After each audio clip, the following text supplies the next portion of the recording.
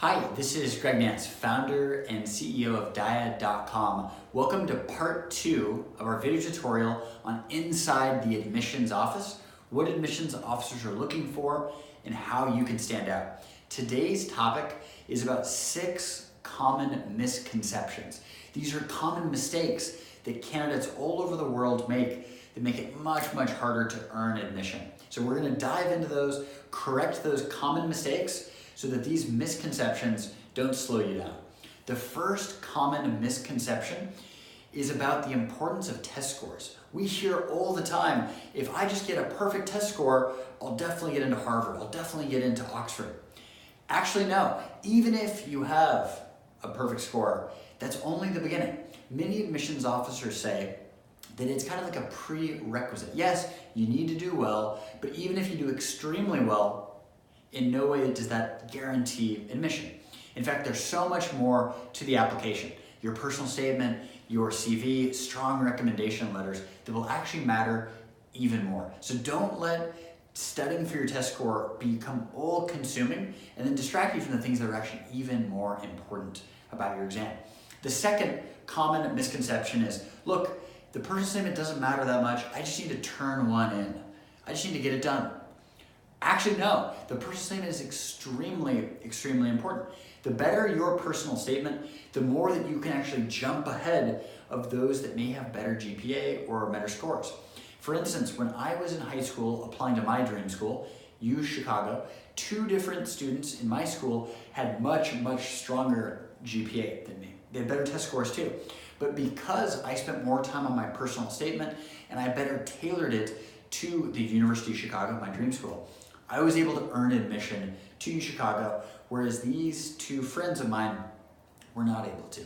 So a common misconception is, look, the personal statement doesn't matter, I need to just finish it. No, you need to do it the right way and you need to spend the right amount of time to do it to your very best. Common misconception, but it's incorrect. Number 3, third common misconception, recommendation letters, they're worthless. I'll just write it myself. Incorrect. In fact, admissions officers are really smart. They can tell if it's the same person writing the personal statement as writing the recommendation letter. And in fact, some admissions officers will, at that moment, literally crumple up your application and then throw it in the garbage can.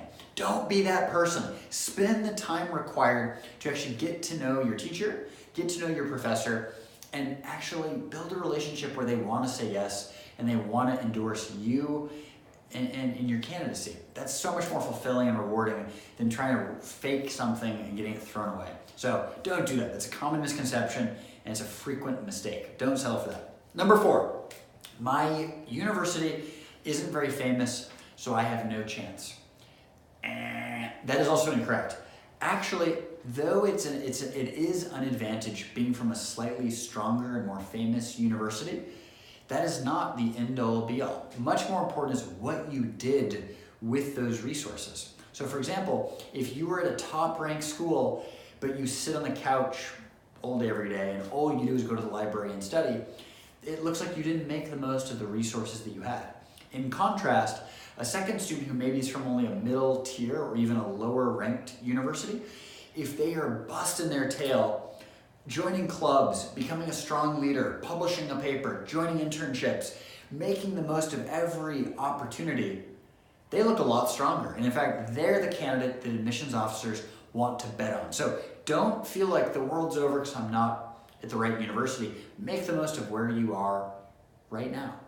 Make the most of the moment of now and you'll do much better as a result. Common misconception number 5.